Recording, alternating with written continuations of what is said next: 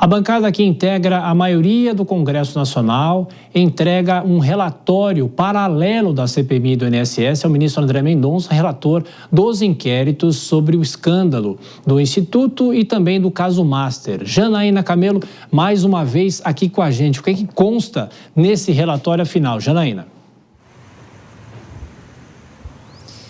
Pois é, Tiago, senadores e deputados da base governista que integraram ali a CPMI do INSS acabaram de ter um encontro aqui com o ministro André Mendonça, aqui no STF mesmo, e eles entregaram esse relatório paralelo, né? Porque só lembrando, o relatório oficial mesmo, ele foi apresentado e votado naquele último dia da CPMI, que foi numa sexta-feira, inclusive logo depois que o STF decidiu que a CPMI do INSS não seria mais prorrogada.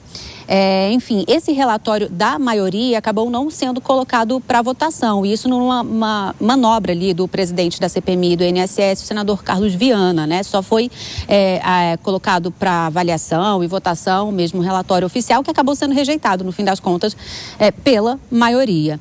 Enfim, assim, da mesma forma como a minoria fez, entregou também pessoalmente ao ministro André Mendonça, que é o relator do caso do INSS, da fraude do INSS, e também da investigação do Banco Master, porque a CPMI do INSS também mirou o Banco Master.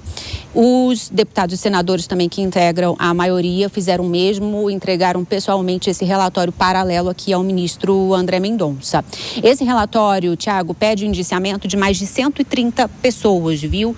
Inclui o ex-presidente Jair Bolsonaro, Flávio Bolsonaro, o banqueiro Daniel Vorcaro, o careca do INSS também.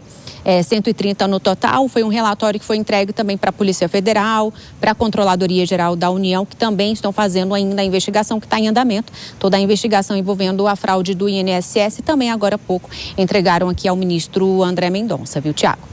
Bom, então a CPMI e essa discussão em relação à área da justiça é saber efetivamente o que isso vai acontecer. Até daqui a pouquinho, Janaína, deixa eu chamar o Acácio Miranda.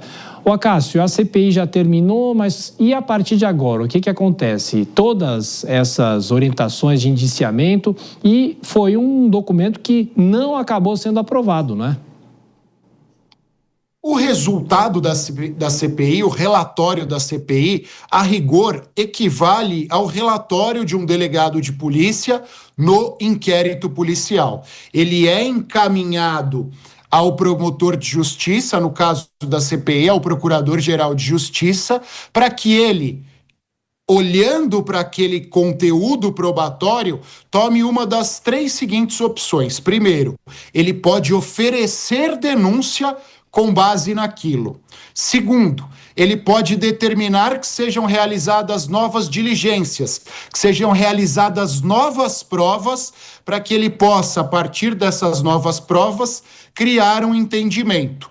E terceira possibilidade, ele pode entender que ali não há elementos suficientes e determinar o arquivamento daquilo. Nós sabemos que uma CPI, diferentemente de um inquérito policial, é composta por pessoas que não têm muita afinidade, para falar de forma sutil, com uma investigação. Então, normalmente, o resultado da CPI ou leva a um arquivamento ou leva à necessidade da produção de uma nova investigação, o que mostra o caráter quase que desnecessário da CPI.